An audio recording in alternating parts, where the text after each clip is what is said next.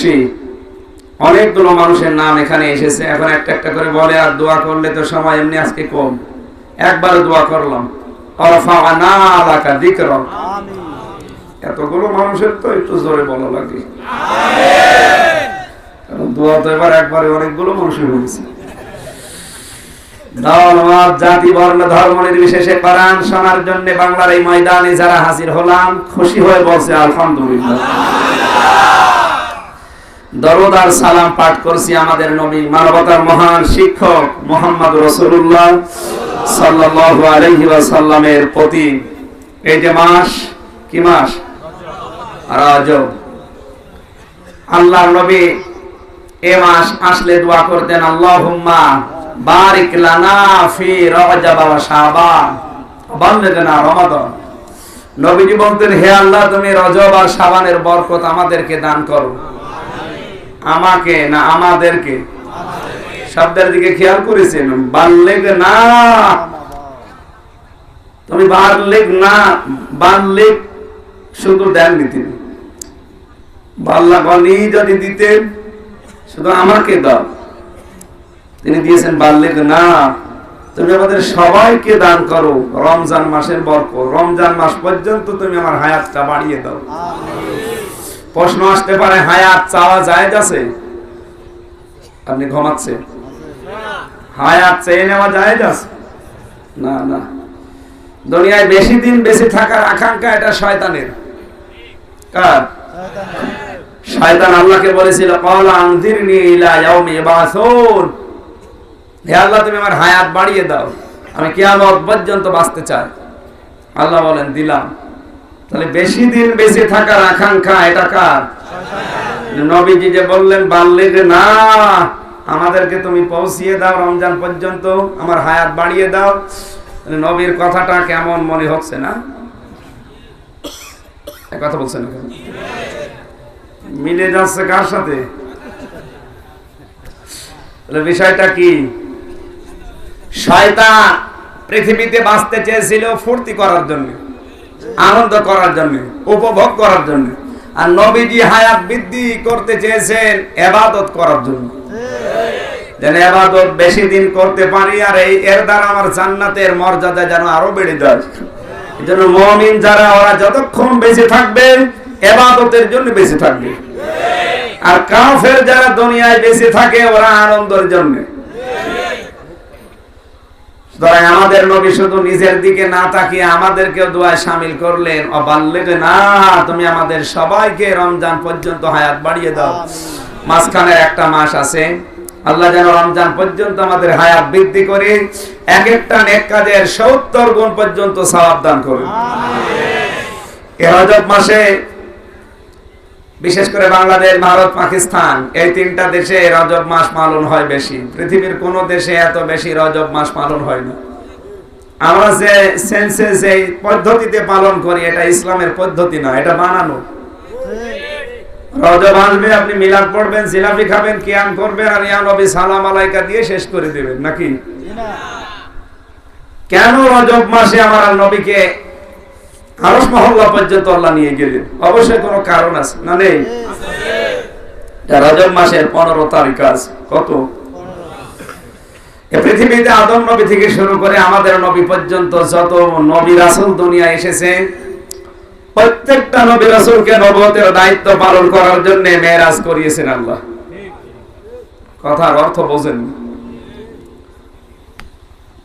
প্রতিটি নবীর মেরাজের পদ্ধতি এক ছিল না। হযরত মুসা আলাইহিস সালাম তাকে মেরাজ করিয়েছিলেন তুর পাহাড়ে। কয়দিন বলেন? 40 দিন আল্লাহ পাক তাকে মেরাজ করিয়েছেন। কোরআনে কারিমে আমার আল্লাহ এই কথাটা জানিয়ে দিয়েছেন হযরত মুসা আলাইহিস সালামকে, ওয়া ওয়া'আদনা মুসা 30 লাইলাতান ওয়া তামামনাহা বি'আশরিন ফাতাম্মা মিকাতু রাব্বিহি 40 লাইলা। হযরত মুসা আলাইহিস সালামকে আমার আল্লাহ তোর পাহাড়ে ডাক দিয়ে একদিন 2 দিন না, 40 লাইলা, 40 রাত। কয় রাত? 40টা রাত তাকে মেরাজ করিয়েছেন। কি শিক্ষা দিয়েছিলেন ওইটা আমার আল্লাহ জানে আর মুসা নবী জানে। তাহলে তার জীবনে মেরাজ গিয়েছে কয়দিন? কারণ নবুয়তের দায়িত্ব বড় কঠিন। এটা পালন করতে গিয়ে, কঠিন দায়িত্ব পালন করতে গিয়ে পৃথিবীর ময়দানে হয়তো ঝড় ঝাপটা আসবে, আপনাকে সহ্য ধৈর্য স্বীকার করা লাগবে। এই জন্য আমি 40 দিন আপনাকে ওই ট্রেনিংটা দিয়ে দিলাম। 2 নম্বরে হযরত ইব্রাহিম আলাইহিস সালামকে আল্লাহ মেরাজ করিয়েছিলেন। কোরআনে কারীম জানিয়েছে ওয়াকাযালিকা নুরি ইব্রাহিমা মালাকুতাস সামাওয়াতি ওয়াল আরদি ওয়ালিয়াকুনা মিনাল মুকিনিন। জোরে বলেন আল্লাহু আকবার। হযরত ইব্রাহিম নবী আলাইহিস সালামকে আল্লাহ তার বিভিন্ন নিদর্শন দেখিয়েছেন। কেন দেখালেন? যেন আল্লাহর প্রতি, আল্লাহর মলকিয়াতের প্রতি, জাব্বারিয়াতের প্রতি হযরত ইব্রাহিমের ইয়াকিন আরো বেড়ে যায়। হযরত ইব্রাহিম নবীকে আল্লাহ যে মেরাজ করিয়েছেন আগুনের ভেতরে 40 দিন। কয়দিন? জীবনের শেষ প্রান্তে এসে হযরত ইব্রাহিম জিজ্ঞাসিত হয়েছিলেন, হে নবী, পৃথিবীর এই ময়দানে আপনি কয়দিন শান্তিতে ছিলেন? ইব্রাহিম নবী জানিয়েছেন, আমার বিশাল হায়াতে আমি মাত্র 40 দিন আগুনে ছিলাম, ওই 40 দিন আরামে ছিলাম। তিনি কি করছিলেন ওখানে? মুফাসসিরিন ইকরাম লিখেছেন, আমার আল্লাহ তাকে এই যে মালাকুতাস সামাওয়াতি ওয়াল আরদি ওয়ালিয়াকুনা মিনাল মুকিনিন, আল্লাহর যে মিলকিয়াত, আল্লাহর যে জাব্বারিয়াত, যে ক্ষমতা আছে, শক্তি আছে, পাওয়ার আছে, এটা আমার আল্লাহ তাকে বিভিন্ন কায়দায় দেখিয়েছেন। এজন্য ইব্রাহিম নবী আগুনে পড়ার সময় মাথা নত করেনি আমার আল্লাহ ছাড়া। কারণ নবুয়তের দায়িত্ব পালন করতে গিয়ে আগুনও আসতে পারে। কথা বলেন না কেন? পাহাড়ও আপনাকে পাহাড়ের মতো বড় কিছু চাপা দিতে পারে। এজন্য আপনার ঈমান যেন নষ্ট হয়ে না যায়, দুর্বল হয়ে না যায়। নবুয়তের দায়িত্ব পালন করার জন্যই নবীদেরকে আল্লাহ বিভিন্ন সিস্টেমে মেরাজ করিয়েছেন। হযরতে মুসা নবীকে তুর পাহাড়ে 40 দিন, ইব্রাহিম নবীকে নমরুদের আগুনে 40 দিন। আরেকজন নবীর নাম আমরা জানি হযরত নূহ আলাইহিস সালাম। আমার আল্লাহ তাকে মেরাজ করিয়েছেন বিশাল তুফানের ভেতরে 40 দিন নৌকায়। কিসে? সবাই বলা লাগবে। আল্লাহ তাআলা বলেন, ওয়ায়াসনাউল ফুলকা ওয়া কুল্লামা মাররা আলাইহি মালাউম মিন কওমি। আমি আল্লাহ তাকে নির্দেশ দিয়েছি, আসনাউল ফুলকা বিআয়ুনিনা, হে নবী নূহ, আপনি আমার সামনে নৌকা বানান। কার সামনে? বিআয়ুনিনা, আমার চোখের সামনে, আমার প্রত্যক্ষ তত্ত্বাবধানে আপনি নৌকা তৈরি করেন। নৌকার পক্ষে আছে কে? আল্লাহ। আপনি যতই বিরোধিতা করেন কিছুই হবে না। এই নৌকা, নৌকা তো একই। ওটা একটু বড় ছিল 3 তলা, এটা 1 তলা। কি কথা বলছে? আসনাউল ফুলকা বিআয়ুনিনা, ফুলকুন মানে নৌকা, আয়ন মানে চোখ, ক্ষমতা, পাওয়ার। আপনি আমার পাওয়ারের সামনে, আমার তত্ত্বাবধানের প্রত্যক্ষ নির্দেশে নৌকা তৈরি করেন। এই জন্য মনে হয় নৌকা ডোবে না। এরা ডোবার কোনো সম্ভাবনা, কারণ এই নৌকা বানিয়েছে কার সামনে? বলেন, আল্লাহর তত্ত্বাবধানে চলছে নাকি? আপনি উল্টা পাল্টা বুঝবেন না ভাই, যা বলছে তাই বলুন। এমনি দিনকাল ভালো না। এখন নৌকা আল্লাহ নিজে পক্ষে আর আপনি বিপক্ষে থাকলে আপনার ঈমান থাকবে? সুতরাং এখন থেকে সবাই আমরা নৌকা। হ্যাঁ, ঈমানদার একটা পেয়েছি। তাকে 40 দিন এই যে বিশাল তুফানের ভেতরে মেরাজ করিয়েছেন কে? আল্লাহ। বলেন, আল্লাহ। হযরত ইউনূস নবী আলাইহিস সালামকে আল্লাহ মেরাজ করিয়েছেন মাছের পেটে 40 দিন। কয় দিন? 40 দিন। যত নবীর জীবনে আমি পড়েছি কোরআনে হাদিসে, অধিকাংশ নবীর জীবনে মেরাজ গিয়েছে। কারো জীবনে 40 দিন, কারো জীবনে 10 দিন, কারো জীবনে 3 দিন। অনেক মানুষ তাফসীর থেকে এই 40 শব্দটা নিয়ে এখন আবার সিল্লা বানিয়েছে। ওরা কোরআনের আয়াত বানিয়েছে ফাসিহু ফিল আরদি আরবাআতা আশহুর। সূরা তাওবার 2 নম্বর আয়াতে আল্লাহ জানিয়েছেন, হে নবী আপনি ভ্রমণ করেন, আপনি সফর করেন জমিনে কয় মাস? আরবাআতা আশহুর, 4 মাস। 4 মাসে কয় চিল্লা হয়? 3 চিল্লা। ওরা এই আয়াত থেকে 3 চিল্লা বানিয়েছে। কোরআনের এই আয়াত দিয়ে যদি কেউ 3 চিল্লা বানায় ওর তো সমস্যা আছে ইমানে। কারণ এই আয়াত চিল্লার জন্য আল্লাহ নাযিল করেন। আল্লাহ নবীকে বলেন, হে নবী আল্লাহ এর পরের পর্তে আয়াতে আছে ওয়া আযানুম মিনাল্লাহি ওয়া রাসূলি। আযান মানে কি? ঘোষণা করে। আযান মানে ঘোষণা। আল্লাহ রাসূলের পক্ষ থেকে যে ঘোষণা দুনিয়ায় প্রচার হয়েছে নবীদের মাধ্যমে, এই আযানে যারা সাড়া দেয়নি তাদের সাথে আমি আল্লাহ কি আচরণ করেছি আপনি জমিন পরিভ্রমণ করেন আর ওগুলো দেখেন। একে চিল্লা দেওয়ার কথা না। তাদের কবর কোথায় আর কাছে কোথায়? যে আয়াত যে সম্পর্কে নাযিল হয়েছে আপনাকে ওই শানে নজর জানা লাগবে। আমি অনেক চিল্লাধারী মানুষকে জিজ্ঞাসা করেছি, ভাই আপনি চিল্লা এসেছেন, কোরআনে আছে তুমি জানো না ফাসিহু ফিল আরদি আরবাআতা আশহুর। এই আয়াত কি এই সম্পর্কে নাযিল হয়েছে? না। বাপ দাদাদের ভ্রান্ত ধারণা, মুরব্বিদের ভ্রান্ত ধারণা প্রতিষ্ঠিত করার জন্য অনেক মানুষ উঠে পড়ে লেগেছে। আর এটা বাংলাদেশ আর ভারতে বেশি। জিকিরের শব্দ আল্লাহ দিলেন 4টা, সুবহানাল্লাহ, আলহামদুলিল্লাহ, লা ইলাহা ইল্লাল্লাহ, আল্লাহু আকবার। এর বাইরে কোনো শব্দ নেই জিকিরের, যেগুলো আছে ওগুলো দোয়া দরুদ। কিন্তু আমার দাদা আমার বাবা ইল্লাল্লাহ ইল্লাল্লাহ জিকির করেছে, আমি ওইটা করব। এখন এটা করার জন্য তো দলিল লাগবে, এজন্য কোরআনের আয়াত বানিয়েছে ওমা ইয়াগফিরুয যুনুবা ইল্লাল্লাহ। ইল্লাল্লাহ জিকির জায়েজ নেই মানে আল্লাহ নিজে জিকির করছে ইল্লাল্লাহ, অথচ এই আয়াত কি এই সম্পর্কে নাযিল হয়েছে? আপনি সাজাজুর পড়েন, আল্লাহ বলেন হে নবী আল্লাহ বাদে গুনাহ maaf করার কেউ আছে কি? শেষে প্রশ্নবোধক চিহ্ন, ইন্টারপ্রেটিভ সেন্টেন্স। আল্লাহ প্রশ্ন দিচ্ছে যে আমি ছাড়া গুনাহ maaf করার কেউ নেই নাকি? আর আপনি ইল্লাল্লাহ জিকিরের দলিল বানালেন, আপনার ঈমান আছে? না। যদি কেউ জেনে বুঝে এই কাজ করার ঈমান নষ্ট হয়ে যাবে। আর যদি না জেনে করে থাকেন আপনি তওবা করেন। বাপ দাদা যা করেছে, আপনার বাপ দাদা তো নবী রাসূল না, কথা বলছেন না কেন? পূর্বপুরুষদের ভুল হতে পারে না পারে না? পারে। এই জন্য কোন বাবা কি বলেছে দাদা কি করেছে ওইটার নাম ইসলাম না, আল্লাহ কি বলেছে রাসূল কি করেছে এটার নাম ইসলাম। আমার কথা মনে হয় শর্টকাটে বোঝা গেছে।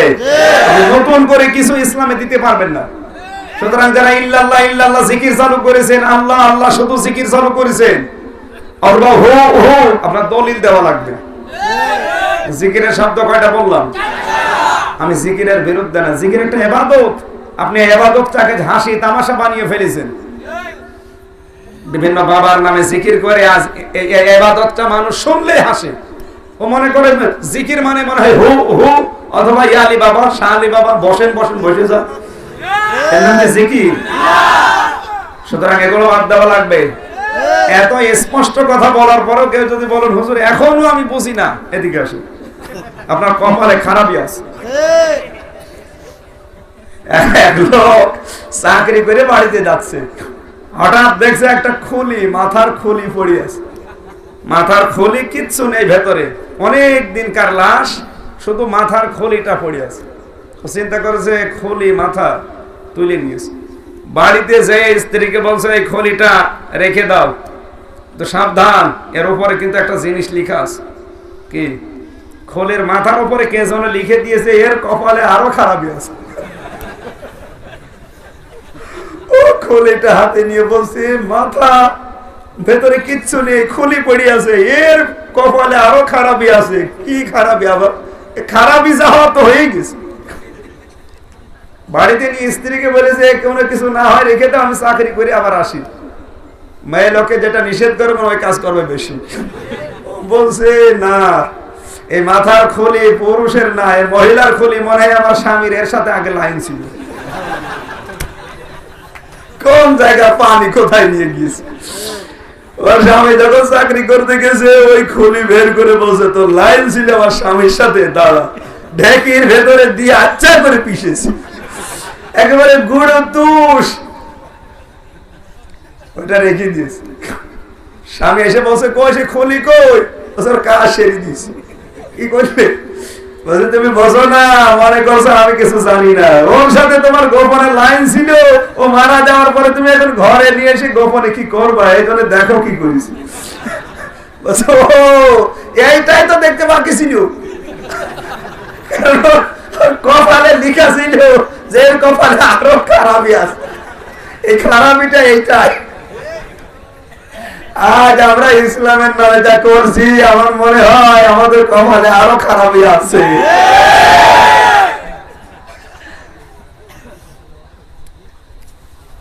এগুলো বাদ দেন ভাই, ভ্রান্ত ধারণা এগুলো সব ওরাও জানে, যারা কামেল পাস করেছে, যারা দাওরা পাস করেছে, অবশ্যই কোরআন শরীফের তাফসীর পড়া লাগে, তারপরে দাওরা পাসের সার্টিফিকেট তাকে দেওয়া হয়, কামেল পাসের সার্টিফিকেট দেওয়া হয়। তো ও যদি নাই জানবে এই আয়াত কোন সম্পর্কে নাজিল হয়েছে, ও কামেল পাস দাওরা পাস করলো কিন্তু অবশ্যই জানে, কিন্তু ওর বাধ্যতা করে গেছে, ওইটা এখন প্রতিষ্ঠিত করাই লাগবে। এজন্য সাধারণ মানুষের ভেতরে দলিল কোথায় পাবো? দলিল নিয়ে সূরা আলে ইমরানের 135 নম্বর, অথচ আয়াত সম্পর্কে নাজিল হয়নি। আমার কথা কি ভুল বুঝলেন? আমি কিন্তু জিকিরের বিরুদ্ধে না, জিকির ইবাদত, কিন্তু যে সিস্টেমে আল্লাহ দিয়েছে, রাসূল করেছে, ওই সিস্টেমে কর। আপনি জিকির করতে করতে গাছে উঠে পড়বেন, এগুলো তো নিয়ম না। আপনার এশক এত বেশি, আপনি মান্দার গাছে ওঠেন তো দেখি। আমি আল্লাহর নাম নিয়ে কোরআন সামনে নিয়ে বলছি, যারা এগুলো করে ওদেরকে মান্দার গাছে উঠতে বলেন, যদি উঠতে পারে বলবো হ্যাঁ ওর ফয়েজ আছে। আমি আজ পর্যন্ত দেখিনি, খালি বাঁশে ওঠে, বাঁশ পিছলা তো সব চলে যায়, আবার নেমে পড়ে।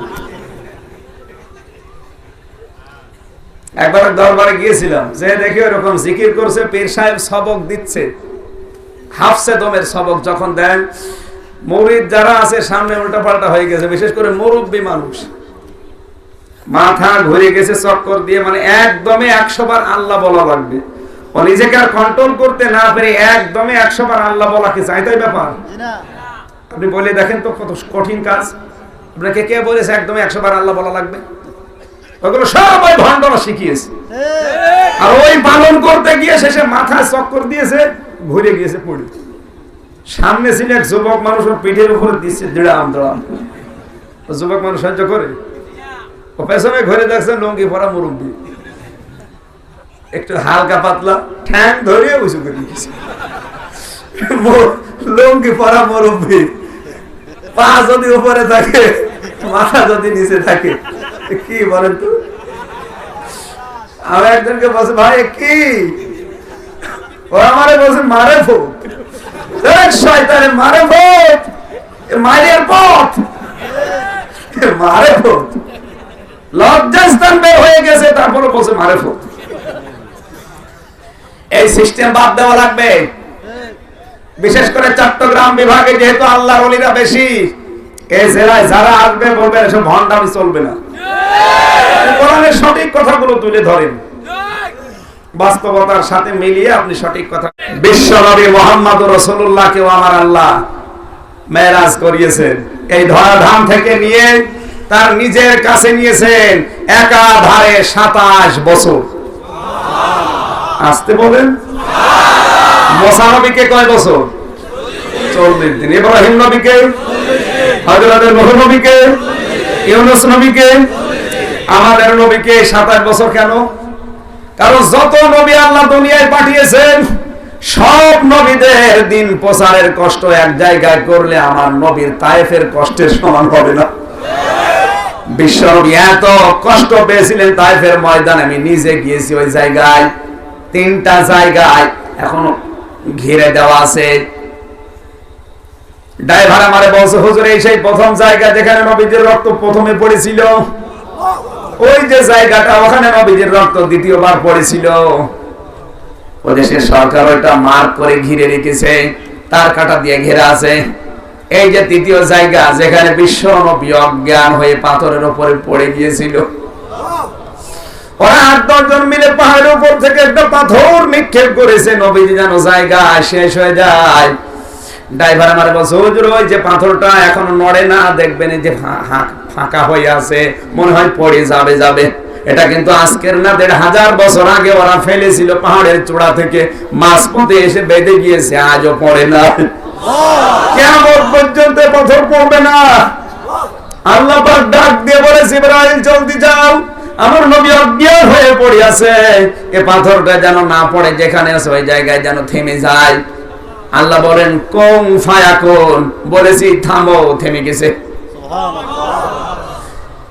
আমার নবীকে তুমি এই জায়গা থেকে নিরাপদে নিয়ে যাও, কারণ আমি গ্যারান্টি দিয়েছি, ইয়া আইয়ুহার রাসূল বাল্লিগ মা উনজিলা ইলাইকা মির রাব্বিক ওয়া ইল্লাম তাফআল ফামা বাল্লাগতা রিসালাতা ওয়াল্লাহু ইয়াসিমুকা মিনান নাস ইন্নাল্লাহা লা ইয়াহদিল কওমাল কাফিরিন।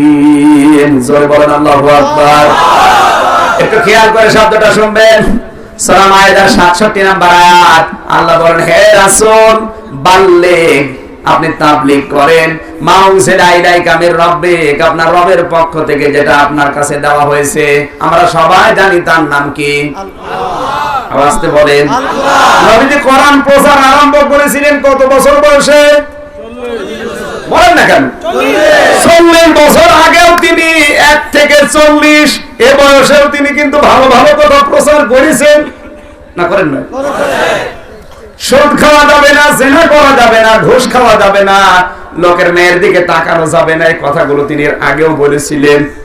হেলফুল ফজল গঠন করার মাধ্যমে, ওই যে কাবা শরীফের পাথর নিয়ে এক জায়গায় রাখার মাধ্যমে, সমস্যার সমাধান করার মাধ্যমে ভালো ভালো কাজের আঞ্জাম তিনি আগেও দিয়েছিলেন, না দেন নাই? কিন্তু এর আগে একটা শত্রু পুরা আরব জানে তার ছিল। আপনি কথার অর্থ বোঝেননি। কোরআন নাযিল হওয়ার আগে তিনি ভালো কাজ করেননি, একটা শত্রু ছিল। কোরআন নাযিল হওয়ার পর দিন থেকে তার শত্রু হয়েছে না হয়নি? আল্লাহ বলেন, হে নবী আমি জানি আপনাকে এখন যা নাযিল করছি ওইটা যদি আপনি প্রচার করতে যান, আমি জানি আপনার বিরুদ্ধে বাধা আসবে, গালি আসবে, ষড়যন্ত্র হবে। আপনি যদি কোরআনের এই কথাগুলো প্রচার না করেন, রিসালাতের দায়িত্ব কিন্তু আপনি পালন করেননি। আর আপনি যখনই পালন করতে যাবেন, এই ৪০ থেকে ৬৩, এই ২৩ বছর, আমি জানি বিপদ আসতে পারে। এজন্য ইয়াসিমুকা দিলাম, আল্লাহু ইয়াসিমুকা মিনান নাস। ইয়াসিমু মুজারে, বর্তমান, ভবিষ্যৎ, প্রেজেন্ট, ফিউচার, কান খাড়া করে মিলান। আপনাকে আমি আল্লাহ নিজে বাঁচাবো, এখন বাঁচাচ্ছি, ভবিষ্যতেও বাঁচাবো। বলেন মানুষের যত চক্রান্ত, ষড়যন্ত্র, যত দুশ্মনী, আমি আল্লাহ আপনাকে বাঁচাবো। নবীজি জীবিত অবস্থায় ইহুদিদের ৮২ বার হত্যার টার্গেট হয়েছিলেন। কত? ৮২ বার বাঁচিয়েছেন কে? আল্লাহ। এমনকি কবরে যাওয়ার পরে তার লাশ নিয়ে ষড়যন্ত্র হয়েছিল, বাঁচতেছে কে? আল্লাহ। আল্লাহ গ্যারান্টি দিয়েছেন, ইয়াসিমুকা, আপনাকে আমি বাঁচাবো। কি বুঝলেন? এর থেকে ৪০ বছর পর্যন্ত তিনি এই ভালো কথাগুলোই বলেছিলেন, যে চুরি করবা না, ডাকাতি করবা না, জেনা করবা না, সুদ খাবা না, বেপরদায় চলবা না, এই কথাগুলো বলেছেন না বলেন না? তার শত্রু ছিল। কিন্তু কোরআন নাযিল হওয়ার পরে ওই কথাগুলো যখন কোরআন দিয়ে বললেন, তখন তার শত্রু বেড়েছে না কমেছে? আজ বাংলার ময়দানে যারা নবীজি ১ থেকে ৪০ বছরের এই ভালো কথাগুলো বলে, কোরআন বাদ দিয়ে, তাদের কোন শত্রু নেই। ৪০ থেকে ৬৩, এই ২৩ বছরে ওই কথাগুলোই কোরআন দিয়ে যখন আপনি প্রচার করতে যাবেন, তখন আপনার বিরুদ্ধে শত্রু তৈরি হয়ে যাবে। এখানে বাংলাদেশে হাজারো পীর, হাজারো ওয়াইজ, হাজারো আলেম, সবার কিন্তু ভালো কথার শত্রু নেই। এক কথা বলে না কেন? সবাই তো ভালো কথা বলছে। ১ থেকে ৪০ এই সময়ের কথাগুলো, এজন্য তাদের শত্রু নেই। আরো তাদের রান খাওয়ানো হয়, তাদের জন্য মসজিদ, মাদ্রাসা বানিয়ে দেওয়া হয়। কিন্তু ৪০ থেকে ৬৩, ওই ২৩ বছরে এই কথাগুলো যখন কোরআন দিয়ে প্রচার করতে যাবেন, তখনই আপনার বিরুদ্ধে নবীজির মতো শত্রু লাগবে। এই সহজ কথাগুলো বোঝেন না, না? আপনি তো বলছেন আমি নবীওয়ালা কাজ করি, তাহলে তো নবীওয়ালা কাজ করতে হলে নবী যেদিন নবী হলেন ওই দিন থেকে মরণ পর্যন্ত। না আপনি বলছেন, আপনি যদি বলেন আমি নবীওয়ালা কাজ করি, তাহলে নবী যেদিন নবী হয়েছেন ওই দিন থেকে যে কাজ করেছেন ওই কাজের নাম নবীওয়ালা কাজ। নবী হয়েছেন কয় বছরে? আপনার যে কাজগুলো 40 থেকে 63 এই 23 বছরের কাজ তো নেই, আপনার কাজ 1 থেকে 40 পর্যন্ত। এই জন্য আপনার শত্রু নেই। না আমার রাগ হয়ে গেল, আমি ভুল না বুঝে একটু মিলান তো। আপনাকে অনুসরণ করা লাগবে রাসূলের পুরো জীবনটা, কিন্তু স্পেশাল ভাবে অনুসরণ করার জন্য আল্লাহ নির্দেশ দিয়েছেন কোন সময়? যখন আব্দুল্লাহ মুহাম্মদ ইবনে আব্দুল্লাহ তখন না, যখন রাসূলুল্লাহ তখন। কথা বলেন না কেন? লাকাদ কানা লাকুম ফি রাসূলিল্লাহি উসওয়াতুন হাসানাহ। এখানে কি মুহাম্মদ ইবনে আব্দুল্লাহ আছে? জি না। কি আছে? রাসূলুল্লাহ। শব্দগুলো গবেষণা করে পড়েন। আপনি যখন শুধু মুহাম্মদ ইবনে আব্দুল্লাহকে মানবেন, আপনার শত্রু দুনিয়ায় হবে না। আপনাকে ওরা আলামিন উপাধি দেবে, আর সাদিক বলবে বুজুর্গ বিশাল আলেম। কিন্তু আপনি যখন রাসূলুল্লাহ মানতে যাবেন, নবীজি ওই কথাগুলো কোরআন দিয়ে বলেছিলেন। কথা বলে না কেন ভাই? আপনাকে মানা লাগবে মুহাম্মদ ইবনে আব্দুল্লাহ ও রাসূলুল্লাহ। এই রাসূলুল্লাহ যারা মানে না, সে যেই হোক ও কাফের। মুহাম্মদকে শুধুমাত্র মুহাম্মদ ইবনে আব্দুল্লাহ মানলে হবে না, তাকে মানা লাগবে রাসূলুল্লাহ খাতামান নাবিয়্যিন।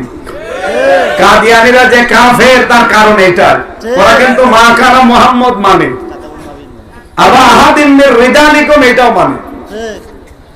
এমনকি ওনাকে রাসূলুল্লাহ পর্যন্ত ওরা মানে যে মুহাম্মদ রাসূল ছিল, অসুবিধা নেই, কিন্তু খাতামান নাবিয়্যিন এটা মানে না। ওরা বলে মুহাম্মদ সাল্লাল্লাহু আলাইহি ওয়াসাল্লাম শেষ নবী না, শেষ নবী হচ্ছে মির্জা গোলাম আহমদ কাদিয়ানী। সূরা আহজাবের 40 নম্বর আয়াতের এই 4 ভাগের 1 ভাগ না মানার কারণে কাদিয়ানীরা কি আরো জোরে এদের পক্ষ যদি কেউ নেয় সে কাফের। আপনি এটা বোঝেন কি? এখানে ফাজিল কামিল মাদ্রাসার প্রিন্সিপাল আছে, জিজ্ঞাসা করেন তো নামাজ ভাঙার কারণ কয়টা বলেন? কয়টা? 19টা। ওযু ভাঙার কারণ কয়টা? 7টা। ভাইরা, সুতরাং এখান থেকে আপনি যেটা নিতে চান, বিশ্ব নবীকে হযরতে জিবরাইল ওই জায়গা থেকে তুলে নিয়ে গেলেন, কারণ বাঁচানোর মালিক কে? আল্লাহ। তিনি যেহেতু বলেছেন আমি তোমাকে বাঁচাবো, জিবরাইলকে বললেন তুলে নিয়ে যাও। হযরতে জিবরাইল ওখান থেকে নিয়ে গেলেন পাহাড়ের পাদদেশে বিশাল এক পাথর খণ্ড, ডাক দিয়ে বলে পাথর খণ্ড জলদি করে তোলার মতো নরম হয়ে যাও, কারণ যাকে নিয়ে এসেছি উনি দুনিয়া আখিরাতের বাদশা। হযরত জিবরাইল বলেন আমি শুধু বলতে দেরি, বিশাল পাথর খণ্ড তোলার মতো নরম বিছানা হতে দেরি হয়নি। নবীজির জীবনে যেহেতু অন্য সব নবীর চাইতে দিন প্রচারে কষ্ট বেশি না কম? আরো জোরে। এত বেশি আমি তার জীবনী পড়তে গিয়ে রাহিকুল মাখতুমে পেয়েছি, বিশ্ব নবীর পুরা পিঠ ঝাঁঝরা হয়ে গিয়েছিল, মনে হচ্ছে বসন্ত রোগ হয়েছে। যে নবীর শরীরে মশা মাছি পর্যন্ত বসা হারাম, কালো কালো চাকা চাকা দাগ গুলো দেখে হযরতে আয়েশা একদিন বললেন হে নবী আপনি তেল দিতে বললেন পিঠের উপরে, তেল দিতে গিয়ে দেখি চাকা চাকা কালো দাগ, আপনার বসন্ত হয়েছিল কবে? নবীজি বলেন আয়েশা নবীদের শরীরে ওগুলো দুরারোগ্য ব্যাধি হয় না, আমার শরীরে মশা মাছি পর্যন্ত কোনোদিন বসে নাই। যে কালো কালো চাকা চাকা দাগ গুলো দেখতে পাও ওটা বসন্তের দাগ না। আমি তায়েফের ময়দানে কোরআন কারীম পাওয়ার পরে প্রচার করতে গিয়েছিলাম, ওরা বুঝে হোক না বুঝে হোক আমার উপর যে অত্যাচার চালিয়েছে, যে পাথরগুলো নিক্ষেপ করেছিল ওই পাথরের দাগ আজও মুছে যায় নাই। ও আয়েশা এটা নিয়ে আমি দুঃখ করি না, কিয়ামতের ময়দানে যদি আমার জীবনের কিছুই কবুল না হয়, আমার পিঠের চাদর উঁচা করে আল্লাহকে দেখাবো রব্বুল আলামিন, পিঠটার দিকে তাকিয়ে দেখো তোমার কোরআন প্রচারে আমার এই অবস্থা, আজকে আমার উম্মত গুলোকে আমার পিঠের দিকে তাকিয়েও তুমি মাফ করে দাও। নবীজি যেহেতু পৃথিবীতে সবচেয়ে বেশি কষ্ট স্বীকার করেছিলেন, এজন্য তাকে ট্রেনিং দেওয়ার জন্য মাত্র 40 দিন 10 দিন 3 দিনে হবে না। আমার আল্লাহ তাকে একেবারে নিজের ল্যাবরেটরিতে নিজের গবেষণাগারে বসিয়ে কত বছর, আরো জোরে। এবার আসেন তো মেরাজ থেকে যেটা নেওয়া দরকার ওটা আমি নিতে পারি কিনা আমরা? এই 27 বছরে নবীকে আমার আল্লাহ বিভিন্ন নিদর্শন দেখালেন আর তাকে কর্মসূচি দিলেন 14টা। কয়টা? 14টা কর্মসূচি। সূরা বনী ইসরাইলের 23 থেকে 38 নাম্বার আয়াত পর্যন্ত আমরা তেলাওয়াত করে ওর ভেতরে পাবো। আমরা যাবো ইনশাআল্লাহ। আজকে দেখি আমি যেটা পড়েছি এর ভেতরে কি আছে। আল্লাহ তাআলা বলেন সুবহানাল্লাযী আসরা বিআবদিহি লাইলাম মিনাল মাসজিদিল হারামি ইলাল মাসজিদিল আকসা। মহাপবিত্র সেই সত্তা মেরাজের ঘটনা এত আশ্চর্য, আমার আল্লাহ নিজেই বর্ণনা দিতে গিয়ে আশ্চর্য হয়ে গিয়েছেন। এই যে সুবহান এ শব্দ দিয়ে আল্লাহ সেন্টেন্স আরম্ভ করলেন। সুবহানাল্লাহ আমরা কখন বলি? যখন কোনো আশ্চর্য জিনিস দেখি, নাকি? এই ঘটনাটা এত আশ্চর্য, আল্লাহ নিজে আশ্চর্য হয়ে গেছেন বলতে গিয়ে। এজন্য প্রথমে দিয়েছেন কি?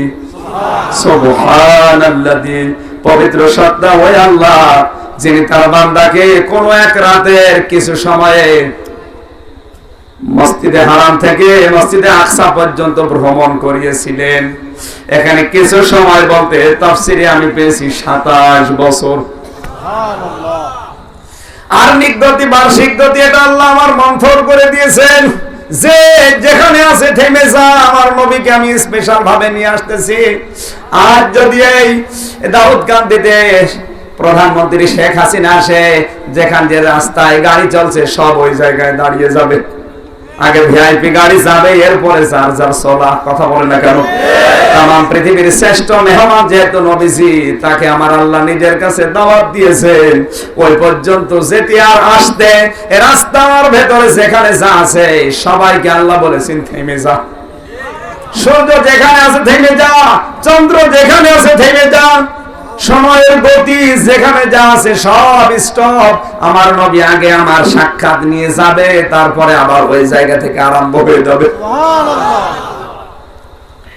হযরত জিবরাইল আসলেন।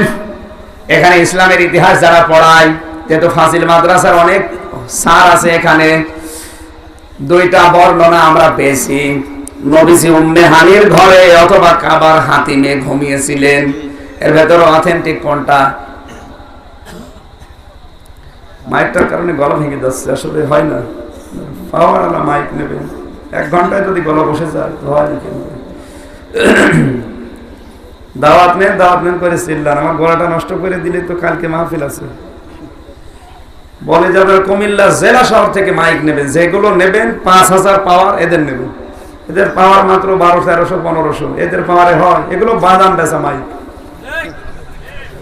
আমার আবার মাসে 1-2টা মাহফিল হলে আমি জোরে চিল্লাতাম, যেহেতু প্রত্যেক দিন। কালকে আছে নোয়াখালী, এরপরের দিন রাজশাহী।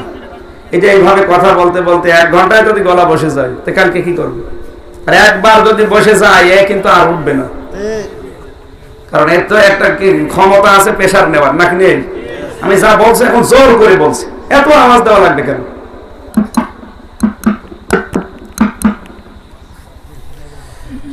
মাইকে পাওয়ার না থাকলে পরে আপনি মেরে ফেললেও তো হবে, মেরে ফেলতে হবে।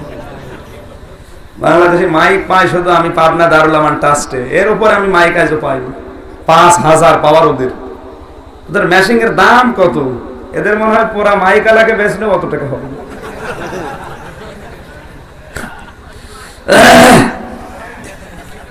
আওয়াজ আর থাকলে একটু বাড়িয়ে দিন দয়া করে, আমার গলা ভেঙে যাচ্ছে। আপনি কি এখানকে মাইক ম্যান? হ্যাঁ, আওয়াজ বাড়িয়ে দিন, আর নাই তো মাহফিল বন্ধ করে দিন। আপনি যেটা পারেন না এটা দেন কেন? আপনি বলে দেবেন, ওরা দিতে গেলেও বলবেন ভাই আমার অত পাওয়ার নেই, আপনি অনেক মানুষ আসবে, বড় মাইক নিয়ে আসেন। আপনি বলে দেবেন, আপনি নিজে ব্যবসা করার জন্য এগুলো দেন, আর শেষে আমার আসল প্রসেস এটা নষ্ট হয়ে যায়। আমার বন্ধুরা, এই যে 2টা বর্ণনা বললাম, এর ভেতরে প্রথম বর্ণনার যিনি বর্ণনাদাতা তিনি একজন খ্রিস্টান। নবীজি উম্মে হানির ঘরে ছিলেন, এটার বর্ণনা দিয়েছে ঐতিহাসিক প্রিকে হিট্রি। কি বললাম? হিটরি কি মুসলমান না খ্রিস্টান? কোন খ্রিস্টান আমাদের নবীর পক্ষে সাফাই গাবে? বলেন না কেন? ও সাইবে কি করে কথা বলে নবীর সম্মানে কালেমা লেপন করা যায়? হয়তো গিয়াসউদ্দিন তালুকদার, এই মাওলানা, এরা যদি মেরাজের উম্মে হানির ঘরে নবী ঘুমিয়েছে, জিবরাইল নিয়ে গেছে, শুনলে কিছু মনে করবে না, কারণ এদের ইমানের সমস্যা নেই। কিন্তু রাশেদ খান মেননের মতো মানুষ যাদের ইমানের রোগ আছে, এরা যখন ইতিহাস পড়বে, ওরা একটা আশেপাশে দাম মন্তব্য করবে যে উম্মে হানি একজন মেয়ে লোক, গভীর রজনীতে মুসলমানের নবী ওর ঘরে কি করে, অবশ্যই চরিত্র দেখেছেন, কোন জায়গায় নিয়ে যাচ্ছে দেখেছেন? ও নিয়ে যাবে অন্যদিকে, আর ও নিয়ে যাচ্ছে উল্টা দিকে, কারণ ও তো চরিত্র এরকম। বলেন, সারা জীবন ডাল খেয়ে বাবা খেয়ে মানুষ, নবীর কথা যেদিকে মতো নিয়ে যাবে ওইদিকে। কিন্তু গিয়াসউদ্দিন ওদিকে নিয়ে যাবে না, কারণ ও ডাল খেয়ে মানুষ না। এখন বলুন কেন? না, এটা ঠিক বলেন, ডাল খায় কিন্তু মসুরের ডাল, খেসারের ডাল, ওই ডাল না, ফ্যান্সি ডাল। আমার কুষ্টিয়া সদর থানায় দেখি ওসি সাহেব একজনকে পিটাচ্ছে। কি স্যার আপনি এর পিটা? বলে ডাল খায়, ডালও খাওয়া যাবে না। বলে এই ডাল সে ডাল না, এটা ফ্যান্সি ডাল। তাহলে এনে ডাল খায় খেসারি মসুরি, আর ও ডাল খায়। ও নবীর এই উম্মে হানির কথা শুনলে উল্টা দিকে নিয়ে যাবে, বলবে নবীর চরিত্র খারাপ। একজন মেয়ে লোকের ঘরে কি করে? কথা বলছে না কেন? এটা ঐতিহাসিক কে? হিটরি, ঐতিহাসিক পিকে হিটরি। আমি যখন কামেলে ছিলাম ওই সময় পড়েছিলাম। এবার আসেন তো আসল বর্ণনা, অথেন্টিক যেটা, যে হাদিসের সনদ এবং মতন ঠিক আছে। কোন হাদিস যদি সঠিক হতে হয় তার সনদ লাগবে, মতন লাগবে। আমি কি বেশি বলছি না ঠিক বলছি? এটাই ঠিক। বাংলাদেশে হাজারো হাদিস বলা হয় যেগুলো সনদে নেই, মতনে নেই।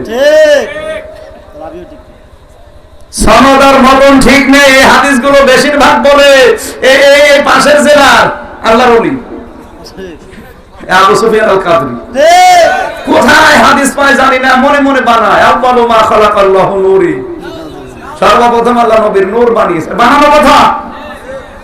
লাউলাকা লাম্মা খালাকতুল আফলাক, নবীকে আল্লাহ যদি না বানাতো কিচ্ছু বানাতো না, এটাও বানানো হাদিস। এর সনদও ঠিক নেই, মতনও ঠিক নেই।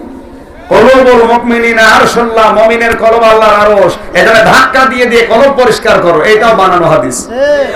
মিফতাহুল জান্নাতি সালা, এই হাদিসটার সনদ ঠিক নেই, মতন যদিও ঠিক আছে, সনদ ঠিক নেই। ডক্টর আব্দুল্লাহ জাহাঙ্গীরের হাদিসের নামে জালিয়াতি বইটা কিনে পড়বেন, অনেক ভুল ধারণা আপনার ধরা পড়বে। আমার কথা কি রাগ করলেন? তাহলে আসল হবে বিশ্ব নবী ঘুমিয়েছিলেন কাবার হাতিমে। কোন জায়গায়? সবাই বলেন, কাবার হাতিমে নবীজি ক্লান্ত হয়ে ঘুমিয়ে পড়েছেন। গভীর রজনীতে জিবরাইল বোরাক নিয়ে এসেছে। বোরাক মানে কি? ঘোড়া। আমরা অনেকের বাড়িতে এখন বোরাক মানে ঘোড়া টাঙানো দেখি। এটা বোরাক না, বোরাক মানে বিদ্যুৎ। বারপন থেকে এসেছে, বৈদ্যুতিক গতি সম্পন্ন একটা যান। জিবরাইল তাকে নিয়ে গেলেন ওখান থেকে, প্রথমে বাইতুল মুকাদ্দাস, এরপরে আরশ মহল্লায় নিয়ে যাওয়ার জন্য প্রথম আসমানে। কোন জায়গায়? এই ছেলে, এই ভাই, এই ধরেন তো আজান আছে ভিতরে নাকি? জিজ্ঞেস করুন। দাদা যাচ্ছে, যাক, আপনি যাচ্ছেন কোন জায়গায়? ও মনে হয় দাদা নাতি দুইজন মিলে যাচ্ছে। যাক, 1-1.5 ঘন্টা আপনারা বসে থাকতে পারেন না? কি পুরুষ মানুষ আপনি। এদিকে তাকান ভাই। জিবরাইল নবীকে নিয়ে প্রথমে কোন জায়গায় গেলেন?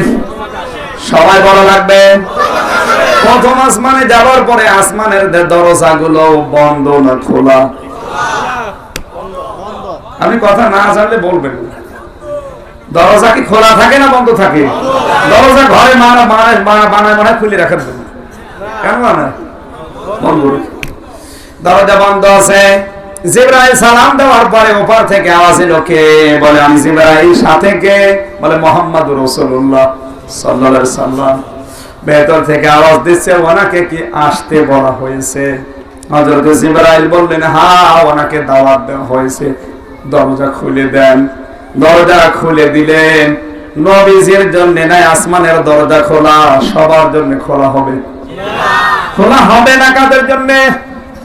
কোরআনে কারীম জানিয়েছে ইন্নাল্লাযীনা কাযযাবু বিআয়াতিনা ওয়াস্তাকবারু আনহা লা তুফাত্তাহু লাহুম আবওয়াবুস সামা ওয়া লা ইয়াদখুলুনাল জান্নাহ হাত্তা ইয়ালিজাল জামালু ফি সাম্মিল খিয়াত ওয়া কাযালিকা নাজজিল মুজরিমিন। আল্লাহু আকবার। সূরা আরাফের 40 নম্বর আয়াত আল্লাহ জানিয়েছেন ইন্নাল্লাযীনা নিশ্চয় যারা কাযযাবু বিআয়াতিনা আল্লাহর আয়াতকে মিথ্যা মনে করে বিশ্বাসে এবং কর্মে। আপনি বলেন এই শব্দটা আবার বলছি, আল্লাহর আয়াত সমূহকে যারা মিথ্যা প্রতিপন্ন করে বিশ্বাসে এবং কর্মে। আর বাংলাদেশে অনেকে হয়তো আল্লাহর আয়াতকে বিশ্বাসে মিথ্যা প্রতিপন্ন করে না, কিন্তু কর্মে করে। বলেন বিশ্বাস করে আল্লাহর আয়াত ওয়া হাল্লাল্লাহুল বায়আ ওয়া হারামার রিবা, ব্যবসা হালাল সুদ হারাম, ও বিশ্বাস করে কিন্তু কর্মে মানে বলে না কেন? এরকম হাজারো আয়াত কোরআনে আছে, ও বিশ্বাস করে কিন্তু কর্মজীবনে মানে না, তাহলে এইটাও মিথ্যা প্রতিপন্ন করার শামিল। ওয়াস্তাকবারু আনহা আল্লাহর আয়াত শুনলে আরো মন মানসিকতা ভালো হবে না, আর অহংকার বেড়ে যায়। কথা বলে না কেন? আজ বাংলাদেশে যারা তাফসীর মাহফিল গুলো বিভিন্ন কায়দায় বন্ধ করে দেয়, এই আয়াতের শামিল তারা। ওরা কিন্তু বিশ্বাস করে আমি হামজা কোরআনের কথা বাদ দিয়ে আমার কথা বলবে না, জানে কিন্তু যেগুলো বলবে সেগুলো তোমার বিরুদ্ধে যাবে, এই জন্য ওরা মাহফিল বন্ধ করে দেয়। তাও দুর্বল হবে না, অহংকার করে রাগের ছলে মানুষকে ভয় দেখিয়ে বন্ধ করে আমি ক্ষমতায় আছি। এই 28 তারিখে মাহফিল আমার ঝিনাইদহ মহেশপুরে, ওদের পোস্টার মারা কমপ্লিট, সব কমপ্লিট। এখন এমপি যিনি আছেন বিনা ভোটের এমপি, খয়াতের এমপি আদেশ দিয়েছে মাহফিল আমি হতে দেব না, আমার ক্ষমতা দেখানো জায়গা পাও না। মেলার নামে সার্কাস হয়, সেখানে বন্ধ করতে পারো না ক্ষমতা দিয়ে। কোরআন শুনে মানুষ চরিত্র সংশোধন করবে, ওইটা ক্ষমতা দিয়ে বন্ধ করো। মুসাফির অবস্থায় বরদোয়া করেছি, আল্লাহ যেন ওর জীবনে কোনোদিন পরিবারে শান্তি না দেয়। কারণ যারা মানুষের অধিকার নষ্ট করে, আল্লাহ তার পরিবারের অধিকার কেড়ে নেয়। এই পৃথিবীতে সবচাইতে বেশি মানুষের অধিকার নষ্ট করেছিল আবু জেহেল। এই জন্য আল্লাহ ওর পরিবারে কোনোদিন শান্তি দেয়নি। মাঝে মাঝে স্ত্রীর হাতে থাপ্পড় খেত, বোর হাতে মায়ের খাওয়া মানুষ এখানে আছে, আমি জানি আছে। ওই যে যারা কথা বলছেন ওরা খায়, বোর হাতে মায়ের খাওয়া মানুষ দেশে আছে না নেই? বাইরে কি মস্তানি করে, আর বাড়িতে কুকুরের মতো কিচ্ছু বলতে পারেন, শুধু থাপ্পড় খান। কথা বলেন এখন। আবু জেহেল ছিল স্বঘোষিত নেতা, ও ছিল পুরা আরব জাহানের সিটি মেয়র। কি ছিল? ভোটে না বিনা ভোটে? বিনা ভোটে। এরকম এখনো বাংলাদেশে শুরু হয়নি, তাই বুঝতে পারছেন না। যদি শুরু হইতো তখন দেখতেছি। বিনা ভোটে যারা হয় ওরা বেশিরভাগ ওদের ক্ষমতা যেই কয়েক বছর থাকে দেখায়। বাজারে যাওয়ার পরে যার কাছে যা পেত জোর করে নিয়ে আসতো, দাম দিত না। আল্লাহর নবী সাহাবী হযরতে তালহা আটার ব্যবসা করতেন, যে ওই আটাটা তুলে দিন, দাম দেবেন না, 3 দিন পরে দেব। 3 দিন পরে যে বলছে আমার দাম দেন আটার, বলে আরো 3 দিন পরে, আরো 3 দিন পরে গিয়েছে, বলে আরো 3 দিন, আরো 3 দিন পরে গিয়েছে, 12 দিন পরে, বলে আটার দাম দেবেন না, বলে আরো 3 দিন। হযরতে তালহা বলে ফেললেন, আপনি কি আমার আটার দাম দেবেন না বলেন? আবু জেহেল বসে এত ঘোড়ায় তুমি টের পাও না? 12 দিন ঘোড়া দাম দেবো, টের পাও না? দেবো কি দেবো না? হযরতে তালহা চোখের পানি নিয়ে গেলেন নবীজির কাছে, হে নবী, আপনার চাচা আমার আটা টাকা দেয় না, তো টাকাটা তুলে দেন। নবীজি বললেন, তালহা তুমি এমন সময় আসলে, এখন প্রতিবাদ করার মতো কোন শক্তি ক্ষমতা আমার হাতে নেই। কারণ আবু জাহেল এক দেশের এক নায়ক, ও যা বলে তাই করে, ও বিনা ভোটে সিটি মেয়র। ওর বিরুদ্ধে আমি কথা বলার মতো ক্ষমতা এখন আমার নেই। কিছু যখন পারলাম না, একটা কাজ করি, তুমি আমার সাথে হাত তোলো, মোনাজাতে আল্লাহকে বলি। নবী হযরতে তালহা মজলুম নিজে দোয়া করলেন, আল্লাহ এই আটার ব্যবস্থাটা তুমি দেখো। আল্লাহ পাক জিবরাইলকে পাঠিয়ে দিলেন, জিবরাইল নবীকে জানিয়ে দেবে আটা নিয়ে যেন টেনশন না করে, এ দুনিয়ায় কারো আটার দাম তোলা লাগবে না, আবু জাহেলের এই আটার দাম আমি আল্লাহ নিজে তুলে দেব। মানুষের অধিকার নষ্ট করবে, আপনার পরিবারে আল্লাহ শান্তি তুলে দেবে। পাবনা দারুল আমান ট্রাস্টে এবার মাহফিল ছিল, যেদিন হবে তার আগের রাতে পাবনার অ্যাডিশনাল এসপি গৌতম হিন্দু এবার এটা বন্ধ করে দিল। ওখানে প্রায় 5-6 লাখ মানুষ হয়, 5-6 লাখ। বাংলাদেশে অত বড় মাহফিল আর নেই। আমি আজ কয়েক বছর আছি, আল্লাহ সাইদি ছিল প্রায় 26-27 বছর। এরপরে উনি জেলখানা যাওয়ার পরে মাওলানা আলামিন কয়েকবার করেছে, এরপরে আমি ধারাবাহিক ভাবে ছিলাম, এবারও ছিলাম, একদিন আগে বন্ধ করে দিল। ওখানে যত টাকা ওঠে এই টাকাগুলো দিয়ে যে হাজারো এতিম সন্তান যাদের বাবা মা নেই তাদের খাওয়ার ব্যবস্থা হয়। আপনি এই যে মানুষজন এবার আসে না, মানুষ হয়নি, কারণ ওখানে তো মানুষ আছে নামের উপরে। কোরআনের মহব্বতে অবশ্যই, কিন্তু যাদের নাম ডাক আছে তাদের নামে মানুষ বেশি আসে। আমাদের মুফাসসির পরিষদের মাওলানা আমিরুল ইসলাম বেলালী, উনি কেন্দ্রীয় সভাপতি, সারা বাংলাদেশের যত আলেম আছে তাদের সভাপতি উনি। উনি এখানে আসলে মানুষ হবে মনে হয় খুব বেশি হলো 50 জন। কথা বলেন এখন, ওনার পরিস্থিতি নেই, অথচ ওনার বাচ্চার বাচ্চা আমি। আমার নাম শুনলে মানুষ আছে কমপক্ষে কয়েক হাজার। কথা বলছেন এখন, এটা কোরআনের জন্য তো অবশ্যই আরেকটা পরিস্থিতি। কিসের জন্য? ওই জায়গায় পরিস্থিতির কারণে মানুষ হয় 5-6 লাখ। এই টাকাগুলো দিয়ে ওরা এতিমদের চালায়, কিন্তু এবার পুরা লস হয়ে গেছে। এই যে এতিম, এই প্রায় 2200 ছেলে মেয়েরা, এতিমগুলো এবার চালাতে ওদের কষ্ট হয়ে যাবে। এতিমরা বদদুয়া দেবে না ওই লোকটার নামে দোয়া দেবে? আমিও মাহফিলে মুসাফির অবস্থায় কেঁদে কেঁদে বলেছি, আল্লাহ ওর পরিবারে জীবনে যেন কোনোদিনও শান্তি না হয়, বোর কাছে আর সন্তানের কাছে। শুরু হয়েও গেছে বদদুয়াটা। আমি প্রথমে একবার বলেছিলাম, যেখানে কোরআনের হক কথা বলে ধরা পড়েছিলাম, যে লোকটা ধরিয়েছিল তার সব আল্লাহ কেড়ে নিয়েছে। তার বউ পাগল, তার ছেলে মেয়ে দুইটায় পালিয়ে গেছে, বিয়ে করেছে, ও নিজেও এখন উল্টা পাল্টা। এই লোকটার জন্য দ্বিতীয়বারের মতো আমি কোরআনের জন্য, আমার নিজের জন্য না, কোরআনের জন্য বরদোয়া দিয়েছি। এইটাও আমার মনে হয় কবুল হবে ইনশাআল্লাহ। আপনি যেখানে এসেন থেমে যান। ব্যক্তিগত রাগ যদি আমার উপরে থাকে, আপনার ঘোষের সমস্যা হয়, আপনার দুর্নীতির সমস্যা হয়, আমাকে ডেকে বলেন। যে কথাগুলো আপনি বলেন না অন্য কায়দায় বলেন, কারণ ওগুলো আমি বলতে চাই না। কোরআনে আছে এই জন্য বলা হয়, কোরআনে না থাকলে আমার বলার দরকার কি? কথা বলেন না কেন? কিন্তু আপনি ওই রাগটা তুললেন কোন জায়গায় বলেন তো? এজন্য কেউ বিশ্বাসে, কেউ কর্মে, কেউ অহংকার করে বন্ধ করে আবার দেখায় ক্ষমতায় আছি। তোর ক্ষমতা তোকে আমরা ক্যান্সার দিয়ে মারবে। কোরআনের বিরুদ্ধে রাখলে আবু জেহেল হিরো ছিল, ওকে আল্লাহ জিরো বানিয়েছে। আর হযরত ওমর পক্ষে যাওয়ার পরে জিরো থেকে হিরো বানিয়েছে। সুবহানাল্লাহ বলতে পারেন না? আস্তাকবারু আনহা, যে মানুষগুলো অহংকার করে কোরআনের কথা শুনলে, লা তুফাত্তাহু মোসারে, বর্তমান ভবিষ্যৎ, প্রেজেন্ট ফিউচার। আল্লাহ বলেন ওর জন্য আমি খুলছি না, খুলবো না। কি খুলবো না? আবওয়াবুস সামা, বাবের বহুবচন আবওয়াব। আকাশের একটা দরজা ওর জন্য খোলা হবে না, হচ্ছে না, হবে না। তাহলে বাংলাদেশে লক্ষ লক্ষ মানুষের জন্য আসমানের দরজা এখন আমার মনে হয় বন্ধ। যারা কোরআনের আয়াতগুলোকে কর্মে এবং বিশ্বাসে মিথ্যা প্রতিপন্ন করে, অহংকার করে কোরআনের কথা শুনলে, কোরআনওয়ালা মানুষগুলো দেখলে ওদের চুলকানি বেড়ে যায়। দাম তো দিতেই চায় না, আরো চুলকানি বাড়ে। এত বৈষম্য তৈরি করেছে বাংলাদেশে। মাদ্রাসায় শিক্ষিত, এই জন্য যোগ্যতা থাকার পরেও শয়তান চাকরি দিতে চায় না। এই যে অধিকার থাকার পরে হকটা তুই নষ্ট করলি, তোর হক আল্লাহ 70টা নষ্ট করবে। জান্নাত, ও জান্নাতেও যাবে না কতদিন?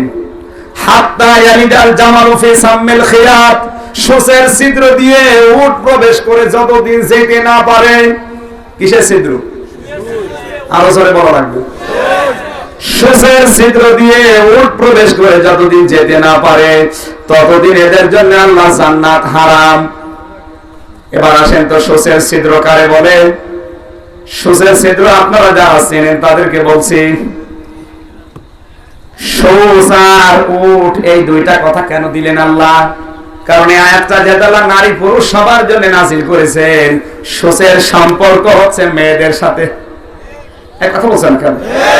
সহিষ্ণুতা দিয়ে কাজ করে কারা? আর উটের সাথে সম্পর্ক পুরুষের নাকি? আল্লাহ পাক যেহেতু নারী পুরুষ সকলের জন্য আয়াত নাযিল করেছেন, হে পৃথিবীর নারী আর পুরুষেরা কান খাড়া করে শোনো। যারা আল্লাহর কোরআনের আয়াতগুলোকে বিশ্বাসে এবং কর্মে মিথ্যা প্রতিপন্ন করো, অহংকার করো, তোমার জন্য জান্নাতে যাওয়া এরকম অসম্ভব, সূচের ওই ছিদ্র দিয়ে উট প্রবেশ করা যেরকম অসম্ভব। আয়াতটা এবার বাংলাদেশের সামনে রেখে দেখেন তো, বাংলাদেশের মানুষকে জান্নাতে কম যাবে না বেশি যাবে?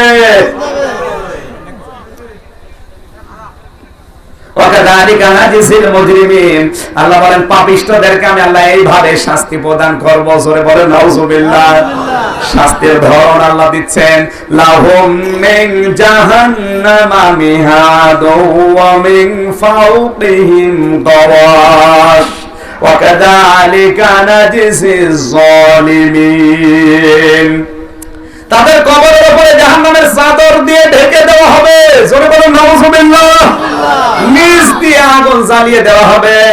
আপনি উপরে যতই ফুলের মালা দেন না কেন, যতই মোজাইক পাথর দিয়ে 3 তলা 4 তলা কবর করেন টাইলস দিয়ে, নিচে আগুন দেবে, উপরে জাহান্নামের চাদর দেবে। আসতে বলেন।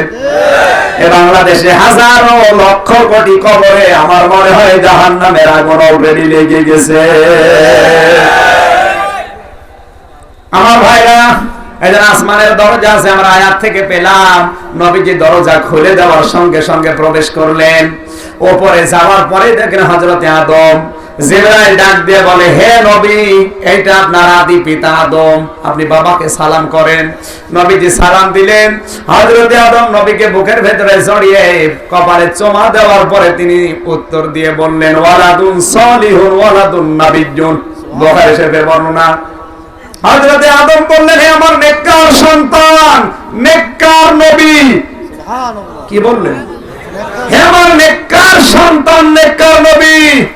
এবার আসেন তো, এখান থেকে যারা নবীর নূরের তৈরি মাটির তৈরি নিয়ে লাফাচ্ছেন, ফতোয়াবাজি করেন, আর কোন জিনিস পান না, কোন নূরের তৈরি না মাটির তৈরি করেন। গরম সুন্নি, ঠান্ডা সুন্নি, এগুলো নিয়ে যারা মতভেদ করেছেন, এবার আপনি মেলাবেন। আমি কোরআন বলছি, হাদিস বলছি, এরপরে বিজ্ঞান বলছি। হযরত আদম আলাইহিস সালামকে আল্লাহ কি দিয়ে বানিয়েছেন? আপনি বললে তো হচ্ছে না। কোরআনের কাছে জিজ্ঞাসা করেন। সূরা সুআদ ৭১ নম্বর আয়াতে আছে, ইন্নী খালিকুম বাশারাম মিন তিন। এমনি অবশ্যই আমি খালিকুন সৃষ্টি করেছি, বাশারান মানুষ, মিন তিন মাটি থেকে। আর কারো ফতোয়া লাগবে? বলেন। এবার মাটি তৈরি করেছে কি দিয়ে? আপনি মানে ঘুমাচ্ছেন না? মাটি তৈরি করেছেন কি দিয়ে? এবার বিজ্ঞান বলছেন যে নবীজির হাদিস তো শুনলেন, নবীজি বললেন, ওয়ালাদুন সালিহুন ওয়ালাদুন নাবিয়্যুন, হে আমার নেককার সন্তান, নেককার নবী। তাহলে নবী হযরতে আদম যদি মাটির তৈরি হয়, বাবা হিসাবে ছেলে হবে নূরের। আপনার কমন সেন্স নেই? এবার আসেন তো, আদম তৈরি কি দিয়ে? মাটিটা আপনি এবার গাজীপুরে নিয়ে যান, মৃত্তিকা গবেষণাগারে, মাটি আপনি নিয়ে যান ওই জায়গায়, দেখবেন 10টা জিনিস মাটি থেকে বের করে দেবে। মাটির ভেতর আছে oxygen, iron, silicon, aluminium, magnesium, sodium, hydrogen, nitrogen, calcium, potassium. কয়টা? সবাই বলা লাগবে।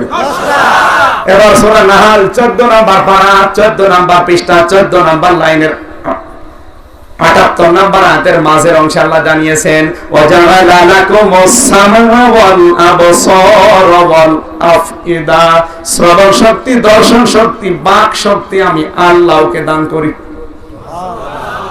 ওদিকে মাটির ভেতরে কয়টা? এদিকে আল্লাহ দিচ্ছেন, কথা বলছেন না কেন? 13টা উপাদান এক জায়গায় করলে মানুষ হয়। বাবার এই বীর্য তৈরি হয় এটা দিয়ে। আল্লাহ পাক বলেন এই মাটির নির্যাস থেকে যখন বাবার বীর্য তৈরি হয়, এটা কিন্তু মায়ের রেহেমের ভেতরে জমা হয়। সুম্মা খালাকনা নুতফাতান আলাকাতান ফাখালাকনাল আলাকাতা মুদগাতান ফাখালাকনাল মুদগাতা ইযামান ফাকাসাউনাল ইযামা লাহমা। বাবার এই দ্রুত গতিতে বের হয়ে যায় না পাক, পানিটা দিয়ে আমি আল্লাহ এই নুতফাকে 40 দিনে আলাক বানাই। কি বানাই? এই আলাককে 40 দিনে মুদগা বানাই। এখন নুতফা হওয়ার জন্য শর্ত কয়টা? আলাক হওয়ার জন্য শর্ত কয়টা?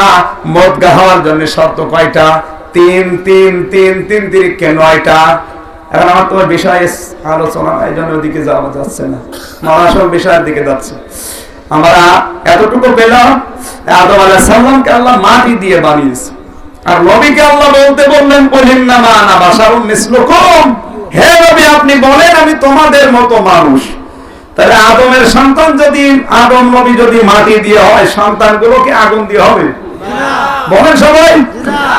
তারপর কমন সেন্সের কমন বাদ দিলে যদি সেন্স থাকে, তাও তো এই বিষয়ে ফতোয়াবাজি করাটা ঠিক না। আর উনি নবী তো নূরের হোক আর মাটির হোক, যা হয় হোক, আপনার ও ফতোয়াবাজি করার দরকার কি? আমরা তো মরণের পরে জিজ্ঞাসা করবে না যে নবী কিসের তৈরি মন, আপনাকে জিজ্ঞাসা করবে আজকের তেলাওয়াত কি তো আয়াতের 14টা এই কর্মসূচি, এই বেটা বল এই 14টা জিনিস মেনেছিস কিনা বল। যেহেতু নবীকে আল্লাহ 27 বছর ধরে ধরে এই 14টা জিনিস শেখালেন, কয়টা? 14টা। তাহলে আমাদের ওগুলো নিয়ে ফতোয়াবাজি বাদ, আমাদের এই 14টা জিনিস বাস্তবে আছে কিনা আমরা দেখি। আপনি মনে হয় শুনছেন না? শুনতেছেন? কত শুনতেছেন? হে আমার নেককার সন্তান, নেককার নবী, তোমার উপর আল্লাহ রহমত বর্ষিত হোক। অনেকক্ষণ আলাপচারিতা করার পরে নিয়ে গেলেন, একটা একটা করে আসমান পার হয়ে যাচ্ছে। হযরতে জিবরাইল 6ষ্ঠ আকাশ পার হয়ে যখন আরশে উঠবেন, জিবরাইল নাকি বলেছিলেন আপনি যান, আমি আর যেতে পারবো না, গেলেই পুড়িয়ে যাব। এটা বানানো কথা? জি না মানে? জিবরাইল সাল্লাম ফেরেশতাদের সর্দার। কি? আল্লাহর আরশ যারা বহন করে আছে ওরা কি? ফেরেশতা। ফাতারাল মালাইকাতা হাফিনা মিন হাউলিল আরশি ইউসাব্বিহুনা বিহামদি রাব্বিহিম। আল্লাহর আরশ বহন করে আছে কারা? ফেরেশতারা।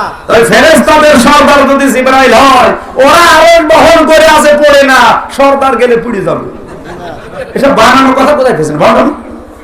মোহাম্মদ এসব ইতিহাস লিখেছে পিকে হিস্ট্রি খ্রিস্টান, নাম কি? ওর একটা উদ্দেশ্য ছিল, কেন লিখেছে তা আপনি গবেষণা করেন, পেয়ে যাবেন। এখন তো কোরআন শরীফ তাফসীর করতে হলে শুধু ডাল পাড়া বের হয়। আপনারা থাকবেন তো 12টার পরেও? তো মাইক ভালো করেন, আমি 12টার পরে থাকছি। মাইক এইভাবে থাকলে আমার গলা বসে যাচ্ছে।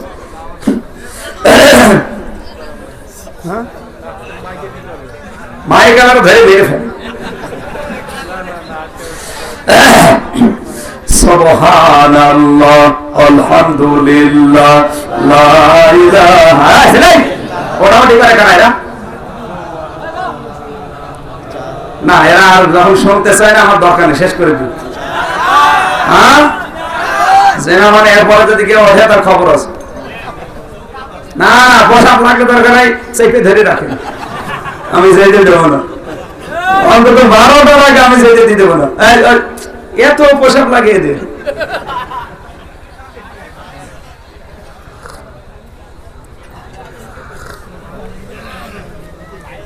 আমার বন্ধুরা এবার একটু খেয়াল করে শুনবেন।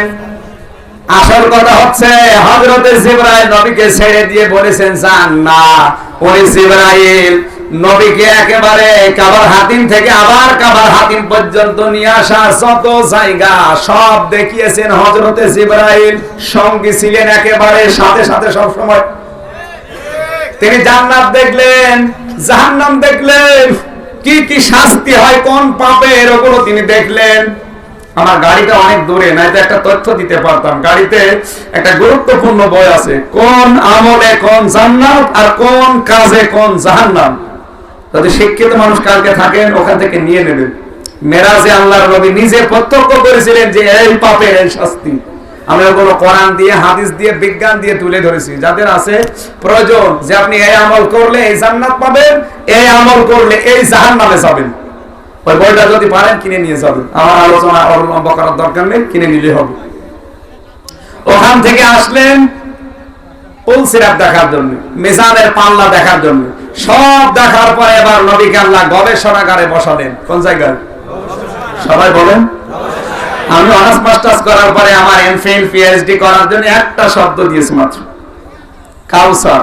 কি দিয়েছি? এই কাউসারের উপরে যত তথ্য, আমার মনে হয় কমপক্ষে 5 থেকে 7 বছর লাগবে। একটা শব্দে ডক্টরেট করার জন্য যদি 5 থেকে 7 বছর লাগে, তাও বাংলাদেশে এখানে তো গবেষণাগারই নেই উন্নত বিশ্বের তুলনায়। কথা বলছেন এখন? আর আল্লাহ নিজে তার গবেষণাগারে নবীকে বসিয়েছে। আর শুধুমাত্র কাউসার না, 14টা কর্মসূচি শিক্ষা দিচ্ছে। সূরা বনী ইসরাঈলের 23 থেকে 38 এতগুলো আয়াত তাকে শিক্ষা দিচ্ছে। কয় বছরে? সবাই বলেন।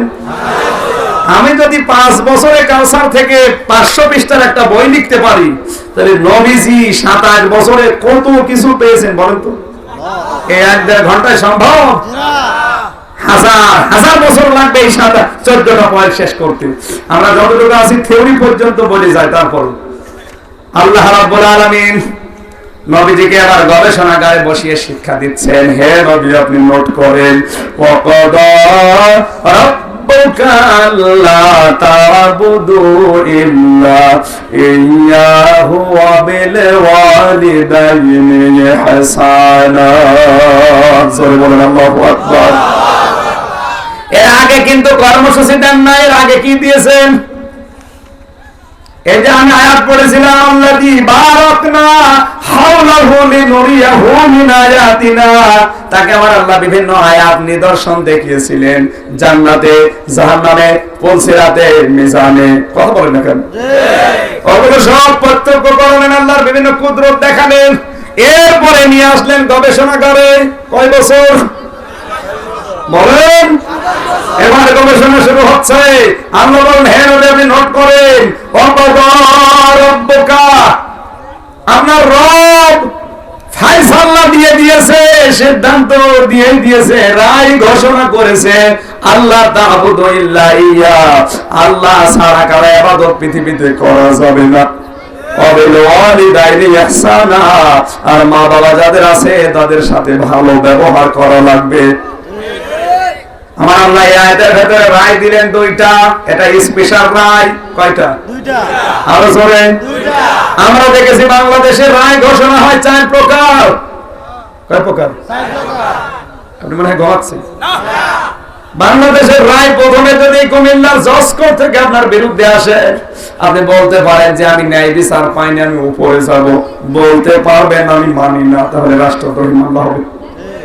আপনি এখান থেকে হয়তো যেতে পারেন ম্যাজিস্ট্রেট কোর্টে। ম্যাজিস্ট্রেট কোর্ট থেকে যদি আপনার বিরুদ্ধে রায় আসে, আপনি বলতে পারবেন আমি মানি না।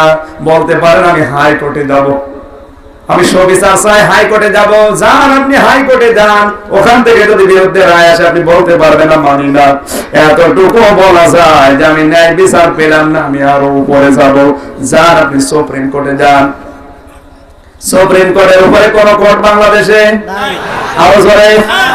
এখন যিনি প্রধান বিচারপতি সৈয়দ মাহমুদ হোসেন, উনি যদি একবার আপনার বিরুদ্ধে রায় দিয়ে দেয়, শুধু আপনি না, এদেশের 16 কোটি মানুষ ওই রায় মেনে নিতে বাধ্য। যদি কেউ বলে আমি রায় মানি না, তাহলে আপনার বিরুদ্ধে রাষ্ট্রদ্রোহী মামলা হবে, আপনাকে কিন্তু জেলখানা অথবা দেশ থেকে তাড়িয়ে দেবে। প্রধান বিচারপতি সৈয়দ মাহমুদ হোসেনের রায় মেনে না নিলে, রায় যদি কেউ মেনে না নেয়, তার জন্য যেমন জেলখানা। আমার মাঝে মাঝে মনে হয় সৈয়দ মাহমুদ হোসেন বাংলার প্রধান বিচারপতি, ওনার চাইতে আল্লাহর ক্ষমতা একটু কম। কতটুকু বেশি? অনেক। কি আলাইসাল্লাহু বিহাক্কামিল হাকিমিন। সূরা 3 8 নম্বর আয়াত আল্লাহ বলেন, আমি সব বিচারকের বড় বিচারক। এখন ওর রায় মেনে না নিলে তোর যদি জেলখানায় যাওয়া লাগে, আমি আল্লাহ এখন যে রায়গুলো দেব, কয়টা? সবাই বলেন আমার রায় যদি আমার বান্দা বান্দিরা মেনে না নেয়, আমার জেলখানা আছে, তার নাম জাহান্নাম। আর উনি যেমন জেলখানায় না দিয়ে হয়তো দেশ থেকে তাড়িয়ে দিতে পারে, আমিও করে তাড়িয়ে দিতে পারি। ইয়া মাশারাল জিন্নি ওয়াল ইনসি ইন ইসতাতাতুম আন তাফুযু মিন আকতারিস সামাওয়াতি ওয়াল আরদ لا تنفذون إلا بسلطان। জবান খুলে পড়েন রাব্বিকুমা তুকাদ্দিবান। সূরা আমার 33-34 নম্বর আয়াত। আল্লাহ তাআলা বলেন, হে পৃথিবীর মানুষেরা আর জিনেরা, আমি আল্লাহর রায় যদি ভালো না লাগে, আমার আসমানের নিচে জমিনের উপর থেকে বের হয়ে যা। কোথায় যাবি? যদি এই সৃষ্টি জগৎ বাদ দিয়ে অন্য কোন গ্রহে যেতে চাস, রকেটে অথবা কোন দান বহনে যেতে পারবি, কিন্তু ওইটাও আমার আল্লাহ। এখানে দিয়েছেন লা তানফুযুনা ইল্লা বিসুলতান, ওখানে ওর রাজত্ব চলে কার? সেটা আপনি কোথাও যেতে পারবেন না আল্লাহর রায় মেনে না নিয়ে। মেনে নেওয়াই লাগবে, মাস্ট বি। বলেন এখন যদি নবীজি বেঁচে থাকতেন আর মেরাজ থেকে যদি এই ময়দানে এসে কুমিল্লার দাউদ গান্ধী দাঁড়িয়ে বলতেন, হে আমার উম্মতেরা, আমি মেরাজে গিয়েছিলাম, 14টা রায় নিয়ে এসেছি আল্লাহ, তোদের সামনে এখন বর্ণনা করব, তোরা মেনে নে, মানতেন? হ্যাঁ মানতেন? কারা কারা হাত তোলেন তো? লিল্লাহি তাকবীর। দেখেন তো হাত তোলেন কে? তোলেন। লিল্লাহি তাকবীর। আল্লাহু আকবার। আলহামদুলিল্লাহ।